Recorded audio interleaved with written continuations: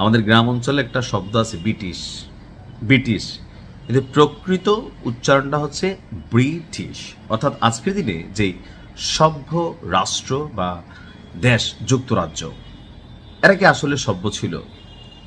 ভারতীয় উপমহাদেশ থেকে শুরু করে পৃথিবীর এমন কোনো দেশ নাই দ্বিতীয় বিশ্বযুদ্ধের আগ পর্যন্ত এরা লুটপাট করে নাই, শোষণ করে নাই, মানুষকে গোলামি এই লেভেলে করায় নাই। ইস্ট ইন্ডিয়া কোম্পানি, পলাশির যুদ্ধ আপনাদের অনেকেরই খেয়াল থাকার কথা।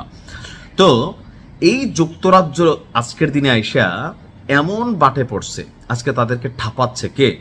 পুতিন কাকুর যারা পাগলা ফ্যান ফলোয়ার আছেন তাদের জন্য খুশির সংবাদ। এমনকি ভিডিওটা ভালো লাগলে শেয়ার করবেন।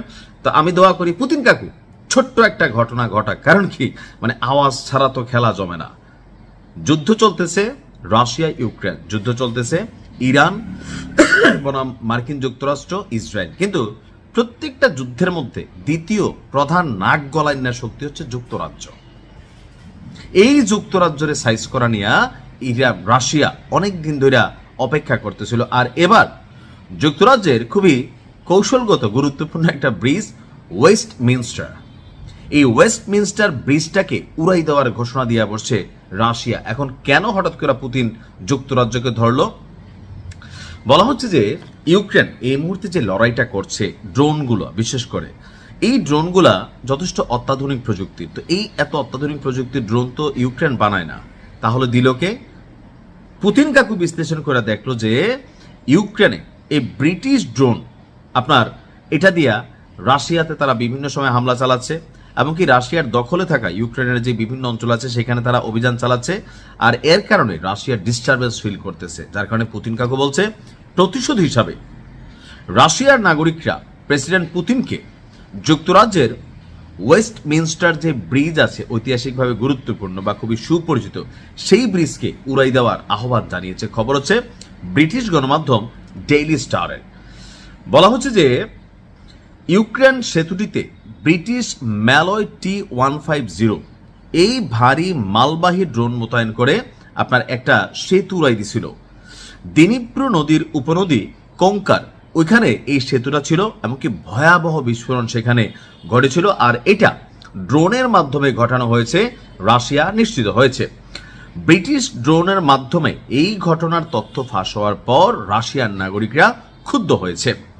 মস্কোর রাষ্ট্রীয় গণমাধ্যমের কর্মকর্তা তিনি বলছেন যে ব্রিটিশরা রুশ ভূখণ্ডে নাশকতামূলক কর্মকাণ্ডে তাদের অংশগ্রহণ নিয়ে প্রকাশ্যে যে দম্ভ করে তা লক্ষণীয়। এজ এ রেজাল্ট এটা আন্তর্জাতিক আইন অনুসারে আপনার কোনো রকমের সুযোগ নেই। তো সেই জন্য পুতিন কাকু বলছে যে এটার প্রতিশোধ নেওয়া হবে। এমনকি পুতিনের যিনি খুবই কাছের লোক আপনার দিমিত্রি মেদভেদেভ, তো তিনি বলছেন যে সন্ত্রাসী হামলায় সরাসরি জড়িত থাকতে পারে ব্রিটিশরা আনন্দে মেতে উঠেছিল। তিনি বলছেন ব্রিটিশ পার্লামেন্ট ভবন সংলগ্ন, অর্থাৎ যুক্তরাজ্যের যেই সংসদ আছে সেই সংসদ সংলগ্ন যে ওয়েস্টমিনস্টার ব্রিজটি আছে তা ভেঙে ফেললে তারা কি করব? এটাকে ভাঙা ফেলা হইতে পারে তাদেরকে শিক্ষা দেওয়ার জন্য। তো আমার কাছে মনে হচ্ছে যে এটা হইতে পারে, নাও হইতে পারে, তবে না হওয়ার সম্ভাবনা আসলে একটু বেশি। তবে এখানে তৃতীয় কোনো শক্তি যদি পট করে ঢুকে গিয়ে ঘটনা ঘটাই দেয়, সেটার দায়ভার আবার রাশিয়ার উপর আসবে। তবে আমার যেটা ব্যক্তিগত দাবি, আমাদের বাংলাদেশের ভাই বোনেরা যারা আছেন ওয়েস্টমিনস্টারে, আপনারা ওই এলাকা থেকে একটু দূরে থাকেন, পুতিন কাকুরে একটু সুযোগ দেন, একটা কোনা ভাঙ্গা দেখাই দেন, দরকার আছে কিন্তু, নাইলে থামবে না। থাকে না মাঝে মাঝে যে আপনি সহ্য করতেছেন আর সামনের পক্ষটা মনে করতেছেন না এটা তো বাঘ, এটার একটা গুতা দেওয়া যায়, এটার লেজ দিয়ে কান চুলকানো যায়। তো মাঝে মাঝে থাকেন একটু হালুম করা লাগে। আমার মনে হচ্ছে পুতিনের উচিত যুক্তরাজ্যের বিরুদ্ধে একটু হালুম করার সময় আসছে। অন্য দেশ এই মুহূর্তে করবে না, টিকবেও না। সো রাশিয়ার হাতে সেই সক্ষমতা আছে যে চাইলে একটা হালুম করতে পারে। তাহলে যুক্তরাজ্যের মানুষও তাদের সরকারের পলিসি নিয়ে বিগড়াবে। ভালো থাকুন, আসসালামু আলাইকুম।